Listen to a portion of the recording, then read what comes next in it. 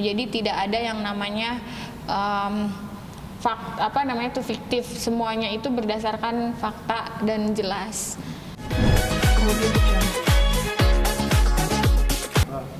Dokter Siska mungkin hari ini tidak menghadiri sidang, kenapa dan seperti apa?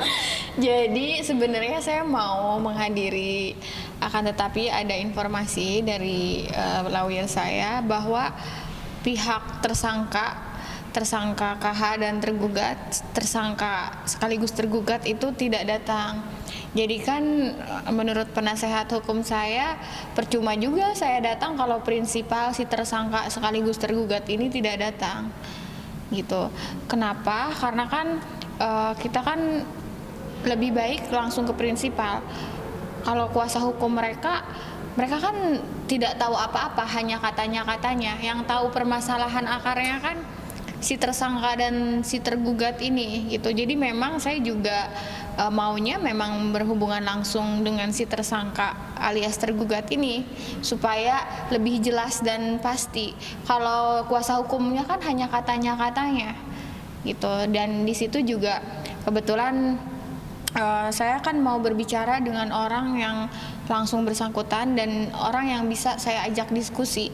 Kalau kuasa hukumnya dia yang itu ya, si DS ini, saya rasa tidak bisa diajak bernegosiasi, berdiskusi dengan baik, mulai dari bahasanya yang kurang berpendidikan, menggiring opini yang tidak baik, seperti dibilang bahwa pihak saya melakukan pemerasan apa? Saya pernah mendapatkan apa dari si tersangka dan tergugat? Yang ada saya yang rugi secara materi. Sudah jelas ya, banyak sekali ada pengobatan keluarganya maupun si tersangka dan tergugat tidak dibayar. Itu pun sudah jelas, kita ada ibaratnya itu perjanjian sebelumnya yang sudah tadi saya tunjukkan ya ke pihak media. Tadi sudah lihat, tapi tidak akan saya tunjukkan di sini karena saya ini orang yang berpendidikan, takut melanggar ITE. Tadi sih sudah saya tunjukkan buktinya bahwa di situ jelas ya ada pemberitahuan mengenai harga sebelumnya berapa, kemudian perjanjian untuk membayarnya berapa, di situ jelas. Itu jadi tidak ada yang namanya fiktif, semuanya itu berdasarkan fakta dan jelas, seperti itu. Nah terus ada lagi yang dibilang bahwa saya meneror. Sama sekali tidak. Kalau meneror itu mungkin mengeluarkan ancaman-ancaman ya. Kalau ini saya sempat minggu lalu ketika mediasi saya datang, si tersangka tidak datang, saya berusaha untuk menghubungi, tolong untuk datang supaya masalah ini bisa selesai gitu. Karena selama ini kan belum pernah ya saya berbicara dengan baik langsung gitu kan, makanya sempat saya ada menghubungi tapi tidak direspon dengan baik. Kemudian saya dibilang katanya tidak pernah menghubungi pengacaranya. Saya pernah menghubungi pengacara Bapak A, pengacaranya dia kan ada tim ya, pengacaranya ada lebih dari satu. Saya sempat menghubungi penasehat hukum dia yang saya anggap baik dan bisa diajak berdiskusi, dan memang alhamdulillah ini memang si Bapak A ini baik. Saya ada hubungi beliau, responnya juga sangat baik, jadi saya apresiasi. Saya memang bilang kalau saya ingin bertemu langsung dengan prinsipal karena yang titik tahu masalahnya ini kan si tersangka ya gitu, bukan penasehatnya, supaya lebih jelas gitu loh permasalahan titik temunya, karena selama ini kan tidak pernah ya bertemu secara langsung ataupun face to face gitu kan. Nah, jadi saya harap si tersangka ini gentleman lah untuk bisa menghadapi masalah dengan baik. Yang kedua, dia bilang sibuk syuting. Memang ada PH yang mau meng-hire seorang tersangka dan tersandung hukum dengan kasus-kasus kriminal gitu kan. Saya rasa itu tidak ada PH manapun yang mau untuk hire seorang tersangka.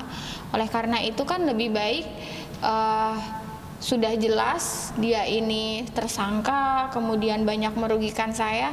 Kalau orang yang gentleman itu sadar diri, minta maaf, kemudian tunjukkanlah itikat baik. Dan di sini pun saya di pengadilan itu bukan tentang nominal, tapi tentang itikat dan tanggung jawab dia sebagai seorang yang pernah berobat, sebagai seorang yang pernah saya hire sebagai partner dan yang melakukan prestasi. Di sini kan berarti kan saya yang dirugikan. Otomatis saya mau itikat baiknya, karena dari dia dari awal tidak ada itikat baik gitu.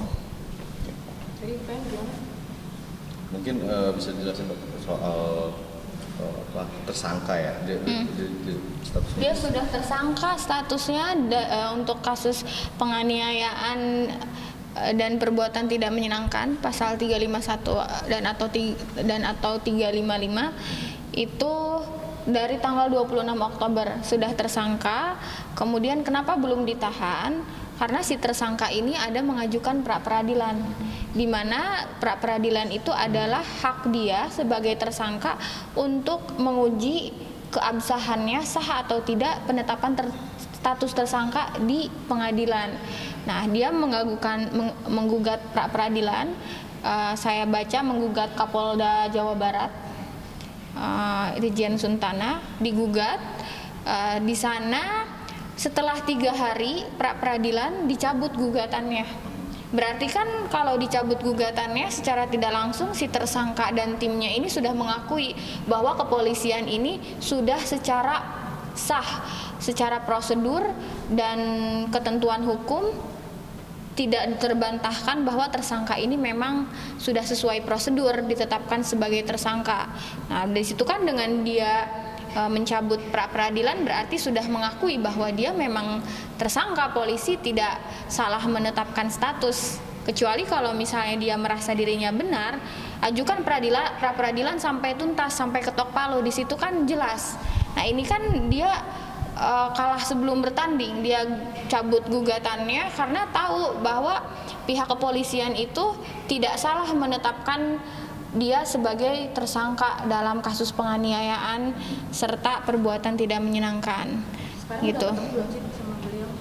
Tidak ada. Besok ya? Tidak ada sama si tersangka ini, tidak pernah bertemu lagi.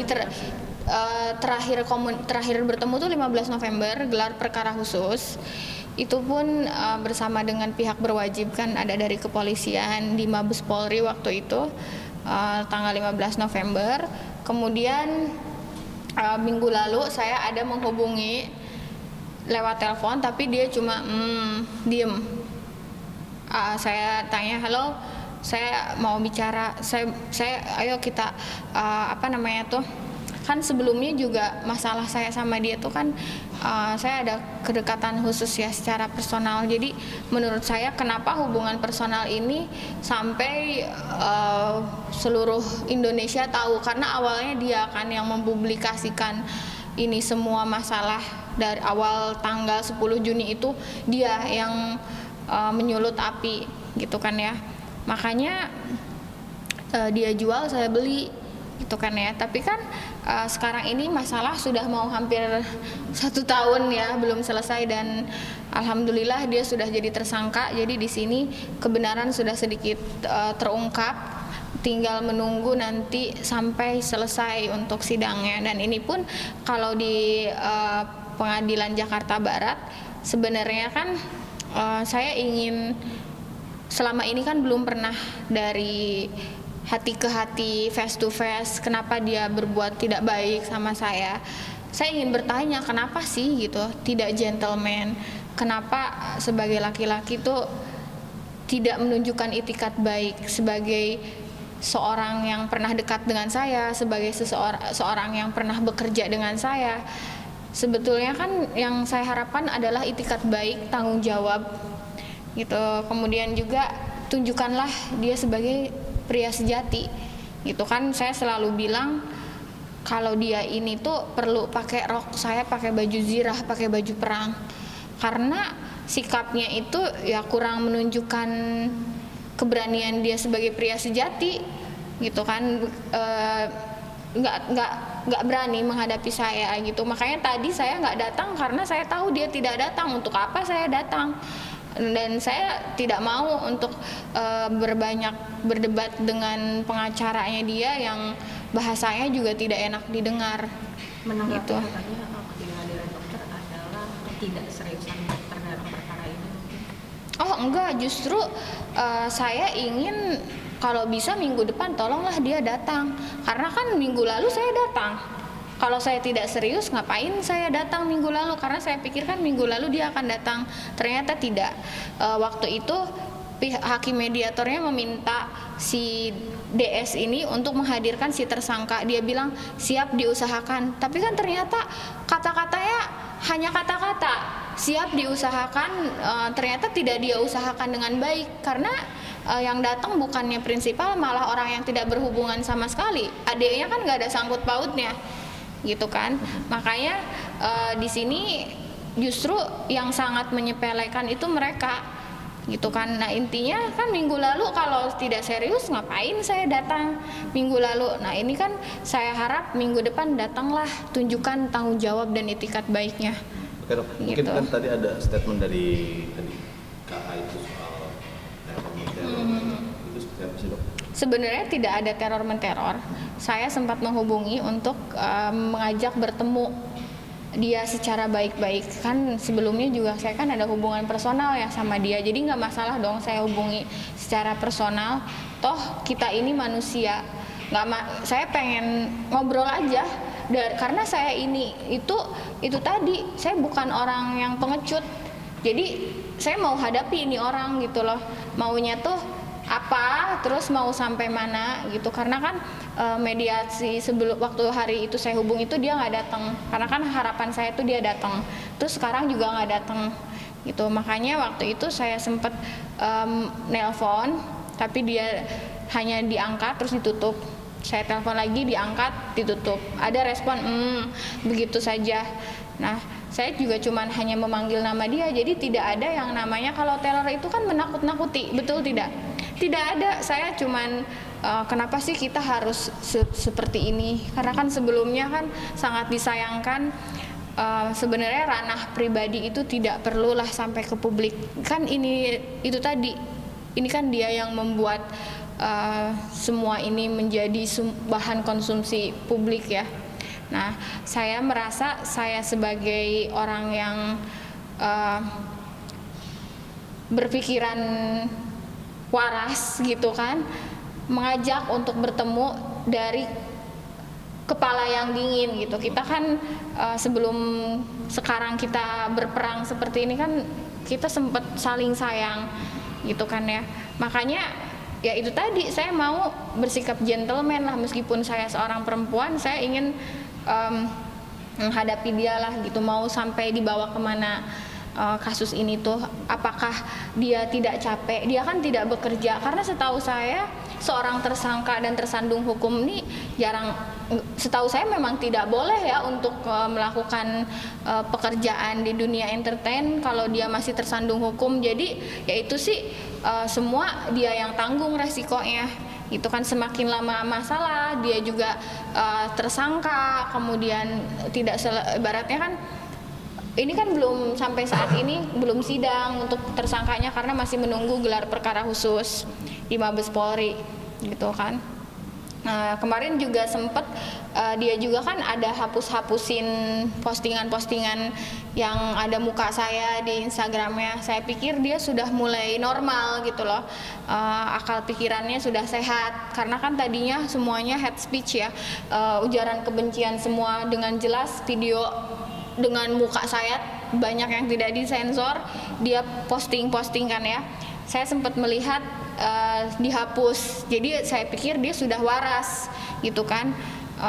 Jadi apa salahnya saya coba untuk menghubungi, dan ternyata memang tidak, dia merasa dirinya paling benar gitu kan. Karena kan sebenarnya dari saya ini tidak akan sampai sejauh ini kalau misalnya tidak ada asap lah, kalau tidak ada api gitu loh. Kemudian